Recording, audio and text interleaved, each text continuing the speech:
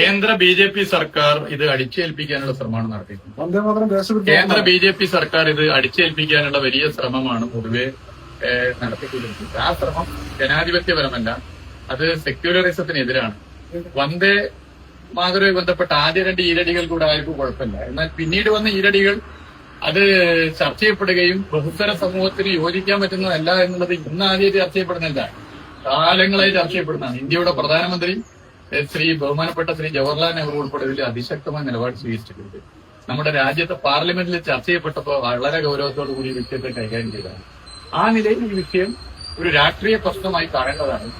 BJP. Sangh Parivar അടിച്ചേൽപ്പിക്കുന്ന ഇത്തരം നിലപാടുകൾക്കെതിരെ കേരളീയ സമൂഹം ആകെ ഒന്നിച്ച് നിലപാട് സ്വീകരിക്കേണ്ട വിഷയമാണ്.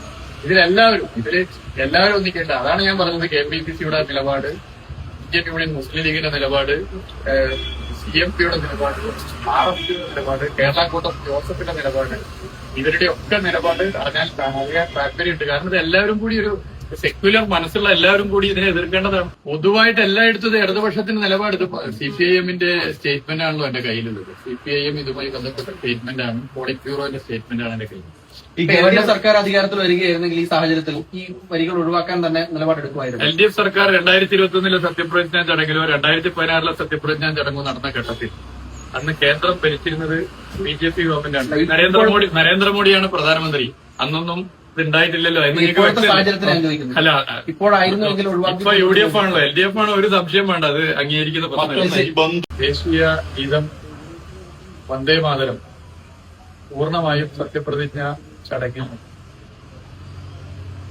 പാടിയതുമായി ബന്ധപ്പെട്ട് ആ വിഷയവുമായി ബന്ധപ്പെട്ട് സർക്കാരിനെ അഭിനന്ദിക്കുകയും സർക്കാരിന് ഇതുപോലെ പിന്തുണ, ആശംസ എന്നിവ അറിയിക്കുകയും ചെയ്തിട്ടുണ്ട്. തന്നെ ഒരു പുതിയ സർക്കാർ വന്ന ഉടനെ ചാടി വീണ് വ്യക്തിയല്ല, അങ്ങനെ വ്യക്തിയത്തെ കാണാതെ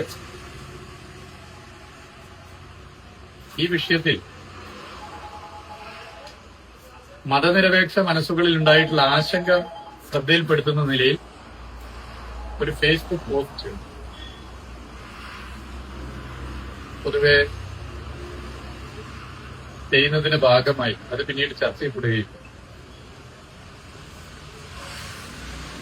ബി.ജെ.പിയുടെ നേതാവ് ശ്രീ B. മുരളീധരൻ ഉൾപ്പെടെ വളരെ മോശമായി ആ ഫേസ്ബുക്ക് പോസ്റ്റിനെ ചിത്രീകരിക്കാൻ ശ്രമിക്കുകയും ചെയ്തു.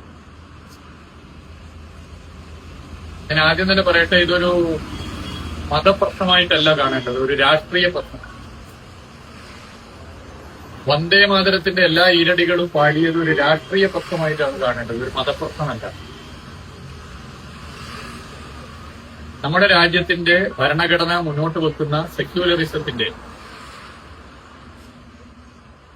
ആശയത്തിന് വെല്ലുവിളിയേകുന്ന നിലയാണ് ഇത് എന്നുള്ളത് പൊതുവെ ചർച്ച ചെയ്യപ്പെടും.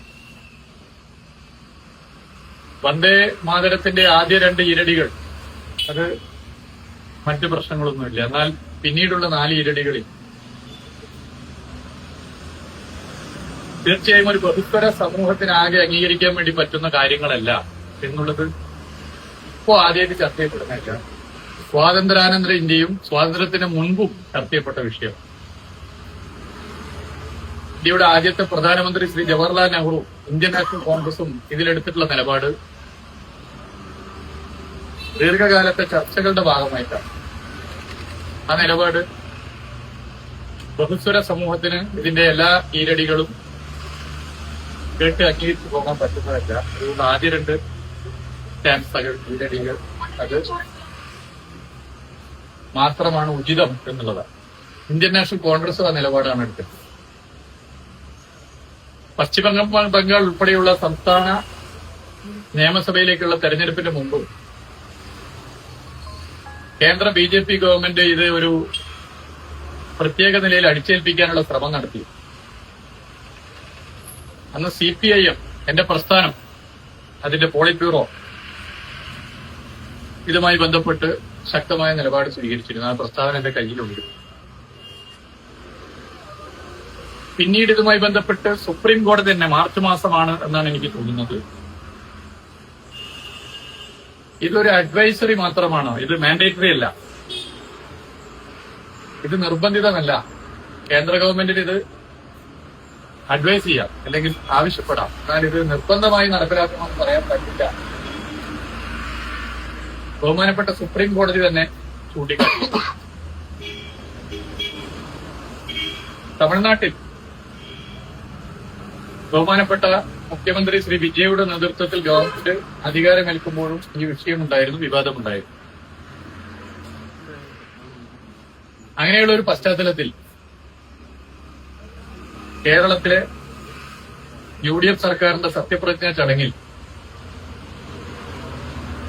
പൊതുവെ ഇതിൽ ശ്രദ്ധ ചെലുത്തേണ്ടതായിരുന്നു എന്നുള്ളൊരു അഭിപ്രായമാണ് പറയാനുള്ളത്. മറ്റു ചില കാര്യങ്ങളിൽ സത്യപ്രതിജ്ഞാ ചടങ്ങുമായി ബന്ധപ്പെട്ട് രാജ്ഭവനിൽ നിന്നും വന്ന നിർദ്ദേശങ്ങൾ തിരുത്തപ്പെട്ടിട്ടുണ്ട് എന്ന് മാധ്യമങ്ങൾ ഉൾപ്പെടെ റിപ്പോർട്ട് ചെയ്യുന്നു. അങ്ങനെയുള്ള ഘട്ടത്തിൽ ഇതിലും ഒരു നിലപാട് സ്വീകരിക്കേണ്ടതായിരുന്നു. ഇത് ഏതെങ്കിലും ഒരു മതവുമായി ബന്ധപ്പെട്ട പ്രശ്നമല്ല. ഇന്ത്യ ഒരു സെക്യുലർ സ്റ്റേറ്റ് ആണ്, ഒരു സെക്യുലർ രാജ്യം എന്നുള്ള നിലയിൽ ഏത് മതത്തിൽ വിശ്വസിക്കുന്നവരും മതരഹിതരായി നിലകൊള്ളുന്നവർക്കും അവരുടെ വിശ്വാസങ്ങളെ പിൻപറ്റി മുന്നോട്ട് പോകാനുള്ള അവകാശമുണ്ട്. എല്ലാ മതവിശ്വാസികളെയും ബഹുമാനിക്കുന്ന പ്രസ്ഥാനമാണ് CPI. ഇവിടെ ഈ നിലയിൽ എല്ലാവർക്കും അംഗീകരിക്കാൻ വേണ്ടി പറ്റാത്ത,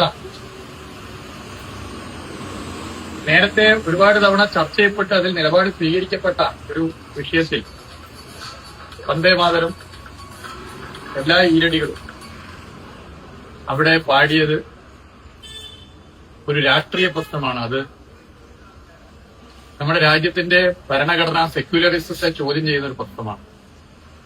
ഇതിൽ നേരത്തെ തന്നെ ഇന്ത്യൻ നാഷണൽ കോൺഗ്രസ് സമീപനം സ്വീകരിച്ചിട്ടുണ്ട്. എന്താണിതിൽ KPCCയുടെ നിലപാട്? എന്താണിതിൽ UDFിലെ മറ്റ് കക്ഷികൾ, ഇന്ത്യൻ യൂണിയൻ മുസ്ലിം ലീഗിന് ഈ വിഷയവുമായി ബന്ധപ്പെട്ട നിലപാട്? എന്താണ് കേരള കോൺഗ്രസ് ജോസഫ് ഗ്രൂപ്പിന്റെ വിഷയത്തിലെ നിലപാട്? എന്താണ് CMP ശ്രീ ബഹുമാനപ്പെട്ട മന്ത്രി ശ്രീ CP ജോൺ ഇതുമായി ബന്ധപ്പെട്ട നിലപാട്? എന്താണ് RSP ഇതുമായി ബന്ധപ്പെട്ട നിലപാട്? ഇതൊക്കെ സ്വാഭാവികമായും മതനിരപേക്ഷ കേരളത്തിന് അറിയാൻ താല്പര്യമുള്ള വിഷയമാണ്. അതുകൊണ്ട് ഞാൻ വീണ്ടും ആവർത്തിക്കുകയാണ്, എല്ലാവരും അംഗീകരിക്കുന്ന, എല്ലാവരും ഉൾക്കൊള്ളുന്ന നിലപാടാണ് നമ്മൾ പൊതുവെ സ്വീകരിക്കേണ്ടത്. രാജ്യം സ്വീകരിച്ച അതാണ്. എല്ലാ മതങ്ങളും മതവിശ്വാസികളും ആഗ്രഹിക്കുന്നതും മറ്റ് മതവിഭാഗങ്ങളെ ബഹുമാനിക്കുകയും ആദരിക്കുകയും ചെയ്ത് മുന്നോട്ട് പോകണമെന്നാണ്. യഥാർത്ഥ മതവിശ്വാസികൾ എല്ലാവരും അങ്ങനെയാണ് ആഗ്രഹിക്കുന്നത്.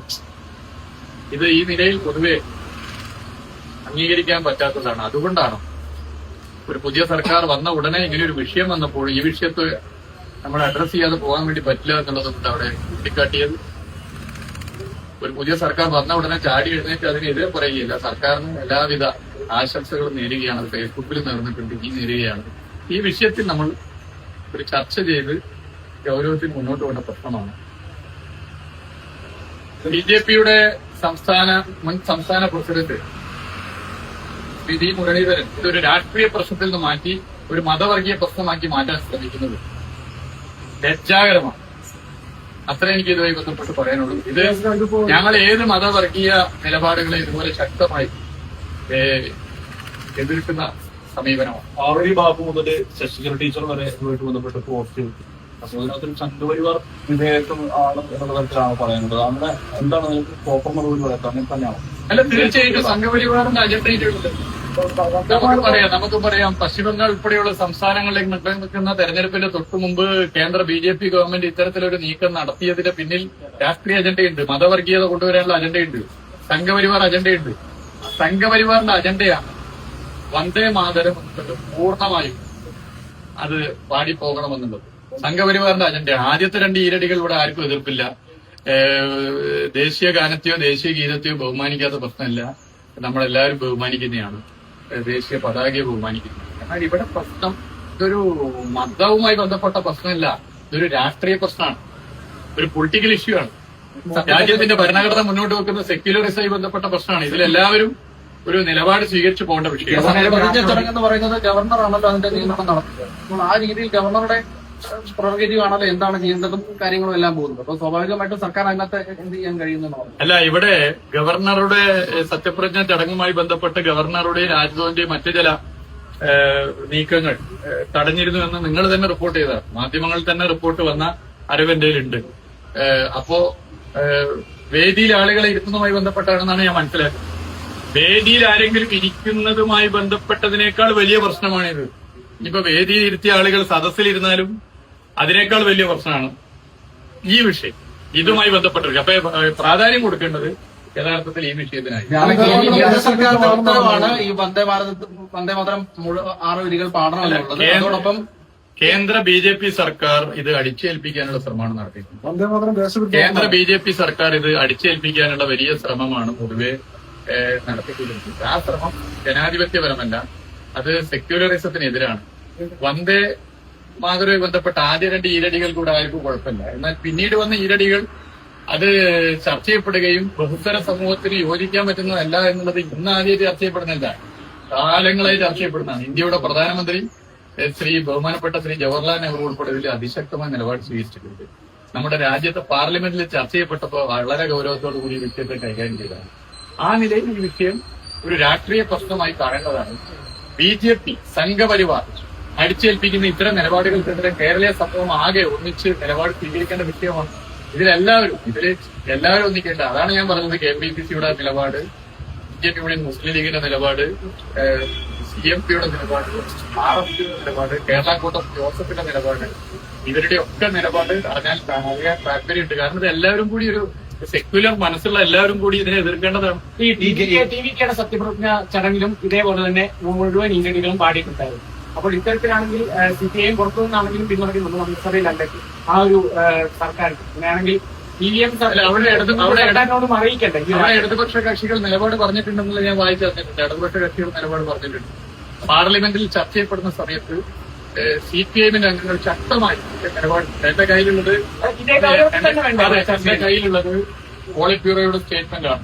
പോളിറ്റ് ബ്യൂറോ ഈ വിഷയം ബന്ധപ്പെട്ട് വന്നിട്ടുള്ള അപ്പോൾ the spirit of the constitution എന്ന തലക്കെട്ടിൽ വന്നിട്ടുള്ള പ്രതികരണമാണ്. ഇത് രാജ്യത്തിന്റെ ഭരണഘടനയുടെ സന്ദേശത്തെ തകർക്കുന്നതാണ്. അപ്പൊ അത് തീർച്ചയായിട്ടും ഒരു വിഷയമാണ്. ഇതൊക്കെ പറയുമ്പോൾ പുതുതായി സത്യപ്രതിജ്ഞ ചെയ്ത് അധികാരത്തിൽ വന്ന UDF സർക്കാരിന് എല്ലാവരും അറിയിക്കും. ഇത് കഴിഞ്ഞ മന്ത്രിസഭയിൽ ഒരു മന്ത്രി എന്നുള്ള നിലയിൽ ഒരു പുതിയ സർക്കാർ വന്നപ്പോൾ ആ സർക്കാരിനെ അംഗീകരിക്കാതെ പോകുന്ന ഒരു നിലപാടായിട്ട് കണക്കാക്കരുത്. മറിച്ച് ഇതിന്റെ സ്പിരിറ്റ്, പോസിറ്റീവ് സൈഡ് കണക്കാക്കണം. ഇത് ഒരു പൊളിറ്റിക്കൽ ഇഷ്യൂ ആണ്. സർക്കാരിനും ഇതേപോലെ തന്നെ നിലപാട് അറിയിക്കണമെന്ന് തന്നെയാണ് ആവശ്യം. പൊതുവായിട്ട് എല്ലായിടത്തും ഇടതുപക്ഷത്തിന്റെ നിലപാട്. ഇത് CPIMന്റെ സ്റ്റേറ്റ്മെന്റ് ആണല്ലോ എന്റെ കയ്യിലുള്ളത്. CPIM ഇതുമായി ബന്ധപ്പെട്ട സ്റ്റേറ്റ്മെന്റ് ആണ്. പോളിറ്റ് ബ്യൂറോന്റെ സ്റ്റേറ്റ്മെന്റ് ആണ് എന്റെ കയ്യിൽ. ഈ കേരള സർക്കാർ അധികാരത്തിൽ വരികയായിരുന്നെങ്കിൽ ഈ സാഹചര്യത്തിൽ ഈ വരികൾ ഒഴിവാക്കാൻ തന്നെ നിലപാടെടുക്കുമായിരുന്നു. LDF സർക്കാർ 2021 സത്യപ്രതിജ്ഞാ ചടങ്ങിലോ 2016 സത്യപ്രതിജ്ഞാ ചടങ്ങോ നടന്ന ഘട്ടത്തിൽ അന്ന് കേന്ദ്രം ഭരിച്ചിരുന്നത് BJP ഗവൺമെന്റാണ്. നരേന്ദ്രമോദിയാണ് പ്രധാനമന്ത്രി. അന്നൊന്നും ഇത് ഉണ്ടായിട്ടില്ലല്ലോ. അല്ല, ഇപ്പോഴായിരുന്നുവെങ്കിൽ ഇപ്പൊ UDF ആണല്ലോ. LDF ആണ്. ഒരു സംശയം വേണ്ട, അത് അംഗീകരിക്കുന്ന പ്രശ്നം.